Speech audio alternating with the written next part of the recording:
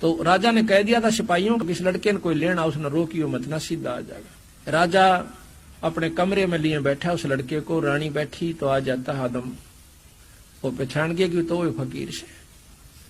कहने लगे ये लड़का तू कहां से लाया कि आपकी लड़की का हुआ?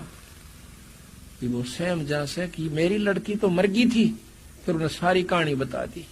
तो एकदम राजा ने खड़ा होकर उसको आदर दिया और स्टेज अपने आसन पर बैठा दिया, सिंहासन पर। अर्ज करी कि अगर आप कृपा करो तो इस लड़के ने हम पाल देंगे। ने बोला ठीक से, अपनी लड़की ने भी ले आओ और इस लड़के ने भी पाल दो।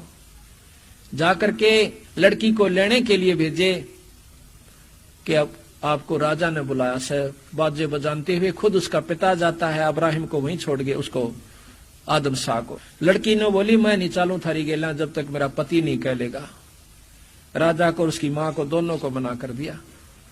वो कहने लगी खुद उसी ने कहा से बेबे बेटी चाल तुम्हारी गेला।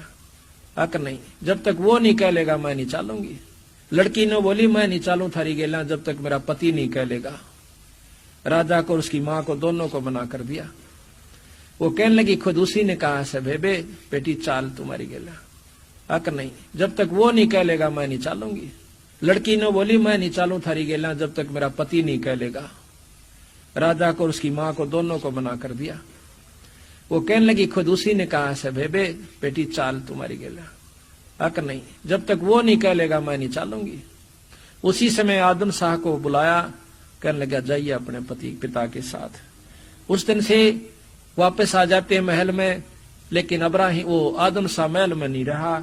वह वृत्ति उसमें फिर उत्पन्न हुई परमात्मा को पाने की।